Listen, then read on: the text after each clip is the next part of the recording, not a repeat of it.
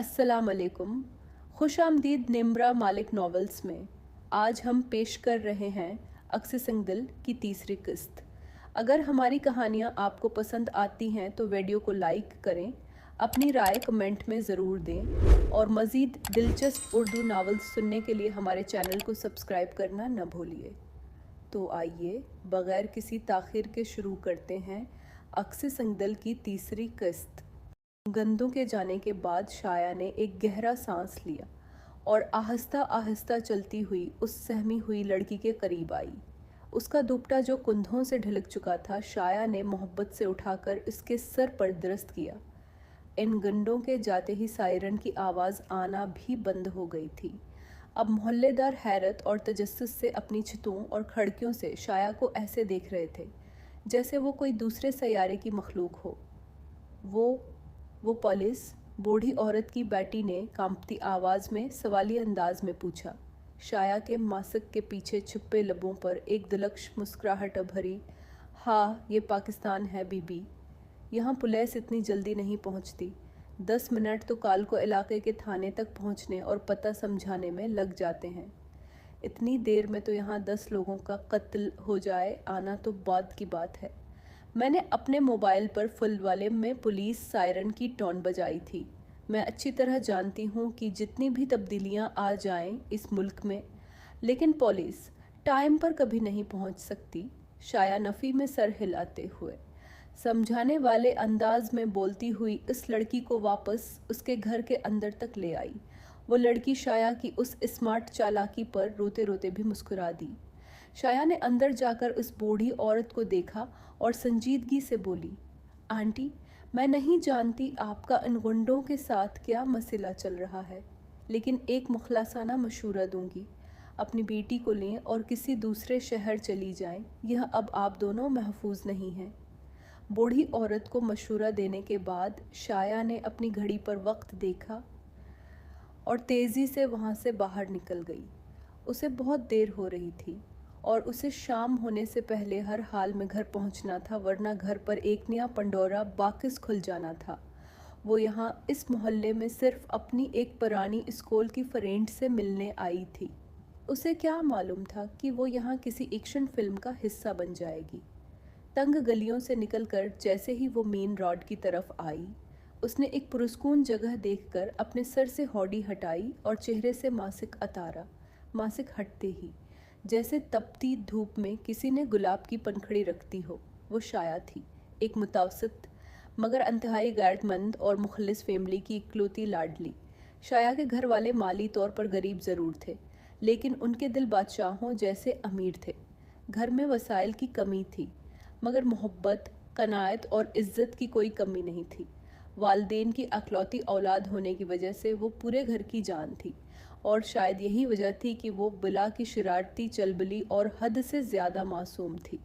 उसकी रगों में दौड़ता हुआ खून किसी नाइंसाफ़ी को देखकर चुप रहना नहीं जानता था, जैसा कि अभी मोहल्ले में हुआ था। हुस्न ऐसा था कि देखने वाला पहली नज़र में ही धोखा खा जाए। गोरी चिट्टी रंगत जिस पर हया की सुर्खी हर वक्त छाई रहती, कंधों पर बखरे हुए हल्के भूरे सिल्की बाल जो इसके चेहरे के गर्द एक हाला बना देते। लेकिन शाया की शख्सियत का सबसे बड़ा सिहर इसकी नीली रोशन आँखें थीं। इन नीली आँखों में जहाँ एक तरफ मासूमियत और शरारत नाचती थी, वहीं ज़रूरत पड़ने पर इनमें एक ऐसा अज़्म और सच्चाई अभरती थी जो बड़े बड़ों को लाजवाब कर दे। वो पैंट शर्ट पहनने वाली मॉडर्न लड़की ज़रूर थी, लेकिन उसके दिल में देसी अक़दार, अपनों के लिए तड़प और मज़लूम के लिए हमदर्दी कोट कोट कर भरी हुई थी। वो अपनी ही धुन में मस्त रहने वाली एक ऐसी तितली थी जो कड़ी धूप में भी मुस्कराना जानती थी। बेग को कंधे पर दरास्त करती हुई वो तेज़ी से स्टॉप की तरफ बढ़ी ताकि घर जाने वाली बस पकड़ सके।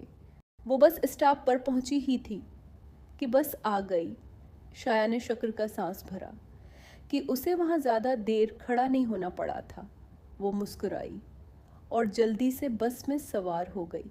बस अभी थोड़ी ही आगे गई थी कि एक आदमी भागता हुआ, हांफते कांपते हुए बस में चढ़ा। वो अधेड़ अमर आदमी बस में चढ़ने के बाद भी मुसलसल बस के आखिर में लगे शीशे से बाहर की तरफ देख रहा था। इस आदमी की हालत बता रही थी कि वो काफ़ी देर से भाग रहा है। इसके कपड़े पसीने से भीगे हुए थे और चेहरे पर शदीद खौफ वाज़ह देखा जा सकता था, लेकिन बस में सवार बाकी लोगों ने इस बात पर कोई तवज्जो न दी। लेकिन शायद वो आम लोगों जैसी बिल्कुल नहीं थी। वो हर चीज़ को बहुत बारीकी से देखती थी। इसकी नज़र शायद कुछ ज़्यादा ही तेज़ थी। शायद उस अधेड़ उम्र आदमी को ही देख रही थी और वो कहीं ना कहीं समझ गई थी कि मामला क्या हो सकता है। उसने हिफाजती तौर पर जल्दी से अपना बलीक मास्क लगाया और होड़ी से अपना सिर ढक लिया। शाया के वालिदैन के मुताबिक वो एक हद से ज़्यादा शरारती और दूसरों के मामले में टांग उड़ाने वाली लड़की थी, जिस वजह से उन्होंने शाया के बाहर निकलने और यूँ किसी की भी लड़ाई में कूद जाने पर सख्त पाबंदी लगा रखी थी। लेकिन शाया किसी के साथ गलत होते कैसे देख सकती थी? ये उसके खून में ही न था, तो वो कैसे अपनी नज़रों के सामने किसी मज़लूम पर जुल्म होते बर्दाश्त करती? दोस्त के घर जाने के लिए इजाज़त भी उसने अपनी माँ से ली थी। बाबा से लेती तो कभी न मिलती। उसे घर भी शाम से पहले इसलिए पहुंचना था क्योंकि शाम के ठीक 7 बजे उसके बाबा ऑफिस से वापस आते थे और उसे उनके पहुंचने से पहले घर पहुंचना था। शाया इसीलिए मास्क पहन लिया करती थी कि मामला बढ़ भी जाए तो कोई उसे पहचान कर उसके घर ना पहुंच जाए, क्योंकि शाया के बाबा एक मशहूर वकील थे और उन्हें काफ़ी लोग जानते थे। अभी इस आदमी को बस में चढ़े बेमुश्किल 5 मिनट ही गुजरे थे कि एक तेज़ रफ्तार स्याह रंग की स्पोर्ट्स कार बस के साथ से गुजरती हुई थोड़े फासले पर बिल्कुल बस के सामने आकर एकदम रुक गई। ड्राइवर को नागहानी ब्रेक लगानी पड़ी। यूं अचानक ब्रेक लगने की वजह से तमाम मुसाफिर एक झटके से आगे की तरफ हुए थे। कुछ का सिर अगली सेटों से जा लगा तो कुछ बमुश्किल बचे। शाया का सिर भी अगली सेट की पश्त से काफ़ी ज़ोर से टकराया था। आगे आकर रखने वाली कार में से 4 नौजवान लड़के बाहर निकले। वो दिखने में ही अमीर बाप की बिगड़ी हुई औलादें मालूम होते थे। बस ड्राइवर शदीद गुस्से के आलम में बस से नीचे उतरा, जबकि वो उधेड़ उम्र आदमी बस के अंदर ही छिपने की जगह तलाश करने लगा, मगर बस में ऐसी कोई जगह न थी। आए, क्या मसला है तुम लोगों के साथ? अभी एक्सीडेंट हो जाना था, इसका हर्जाना कौन भरता? गाड़ी अगर चलानी नहीं आती तो घर बैठो ना, यूँ सड़क पर क्यों निकले हो? ना अपनी जान की परवाह है ना किसी और की। बस ड्राइवर गुस्से से चलाया, मगर इस बस ड्राइवर को मुकम्मल तौर पर इग्नोर करते हुए इनमें से एक लड़का बस में चढ़ आया और इस धीड़ उम्र आदमी को बाजू से खींचता हुआ ज़बरदस्ती बाहर ले गया। वो आदमी खुद को छुड़ाने की हद दर्जा कोशिश कर रहा था, मगर वो लड़का उसे घसीट कर बाहर लाया और इस शख्स के सामने लाकर खड़ा कर दिया, जो अब अपनी बल्लेक स्पोर्ट्स कार के बोनेट पर एक टांग मोड़े निहायत गुरूर और बेनियाजी से बैठा हुआ था। आरिज़ बेग, इसकी शानदार शख्सियत, स्याह लेदर जैकेट, तीखे नक्श, भूरी आँखें, हल्की भूरी दाढ़ी जो कि उसकी गोरी रंगत की वजह से और छोटी होने की वजह से ना होने के बराबर नज़र आ रही थी, हल्के भूरे बाल जो माथे पे बिखरे हुए थे और चेहरे पर फैली एक सहर अंगेज़ मगर ख़तरनाक सर्द मेहरी बता रही थी कि कोई बिगड़ा हुआ अमीरज़ादा है। वो बोनेट पर बैठा, हाथ में पकड़ा ब्लैक एयरपॉड्स का केस अंगुलियों में घुमा रहा था और नीचे खड़े उस बूढ़े आदमी को अपनी गहरी सर्द नज़रों से घूर रहा था, जो उसके आगे हाथ जोड़कर गड़गड़ा रहा था। आरेज के इशारे पर उसके 2 साथियों ने उस धेड़ उम्र आदमी को लातों और घौंसों से मारना शुरू कर दिया। बस ड्राइवर भी कुछ कहना चाह रहा था, लेकिन इन लड़कों में से एक ने अपनी जीभ से नोटों की गड्डी निकालकर ड्राइवर के हाथ में थमा दी और उसे खामोश रहने का इशारा किया। नोट देखते ही ड्राइवर की ज़बान को जैसे ताला लग गया। बस में मौजूद लोग बस के शीशों से सिर निकाले सामने का मंजर ऐसे देख रहे थे जैसे कोई एक्शन मूवी चल रही हो। किसी में इतनी गैरत नहीं थी कि इस बेबस आदमी को बचाने के लिए आगे आता। शाया का ज़ब्त अब जवाब दे चुका था। उसकी बर्दाश्त ख़त्म हो चुकी थी।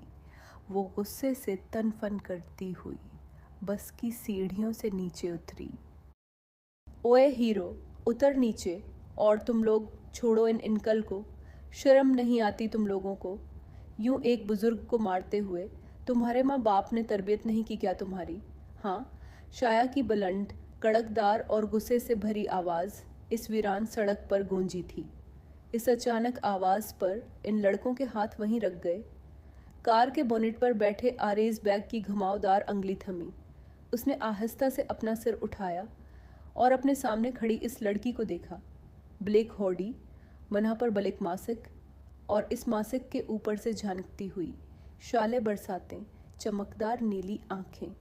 आरिस के लब्बों पर एक तंजिया और ख़तरनाक मुस्कुराहट अभरी। इसने एक अदा से गाड़ी के बोनीट से नीचे छलांग लगाई और अपने हाथ जैकेट की जेबों में डालते हुए आहिस्ता आहिस्ता शाया की तरफ बढ़ने लगा। तुमने मुझसे कुछ कहा, छोटी लड़की? आरिस ने अंतहाई धीमे, पुरस्कून लेकिन भारी लहजे में पूछा, जिसमें एक अजीब सा रौब और गुरूर था। शाया ने बगैर किसी खौफ के उसके सामने आकर अपने हाथ सीने पर बांधे और उसकी आंखों में आंखें डालकर बोली, कानों का इलाज करवाओ अपना। मैंने कहा, इस बूढ़े आदमी को छोड़ो और अपनी ये बकवास गाड़ी सड़क के साइड पर करो, वरना।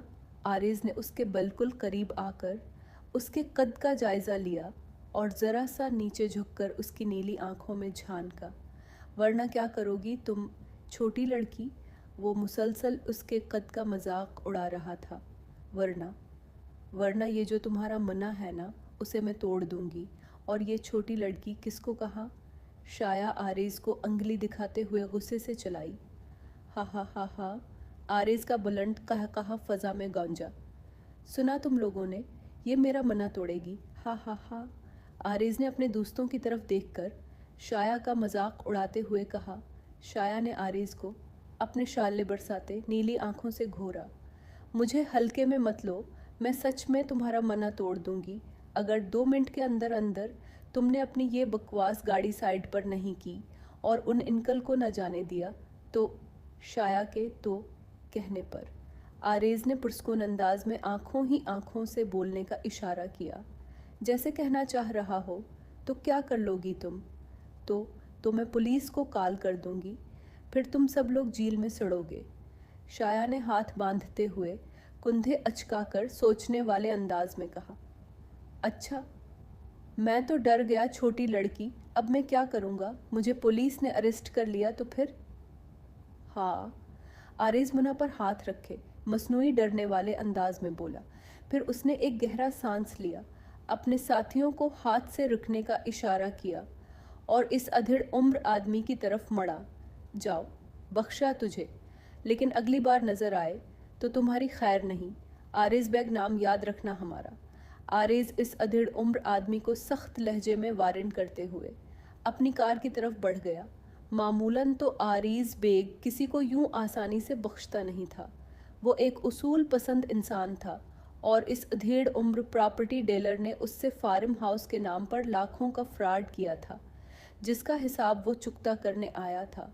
उसे ऐसे लोगों से सख्त नफरत थी, मगर आज न जाने क्यों इस लड़की की उन चमकती नीली आंखों के सामने उसका दिल उसे रोक रहा था। आरिज और उसके दोस्तों के जाते ही वो आदमी शाया के पास आया। शाया हैरान भी थी और खुश भी कि वो बदमाश लड़के इतनी आराम से चले गए। वो अधेड़ उम्र आदमी शाया का दिल से शुक्रिया अदा करता हुआ वहाँ से चला गया। शाया भी फ़ौरन बस में सवार हो गई और बस एक बार फिर अपनी मंजिल की तरफ रवाना हो गई।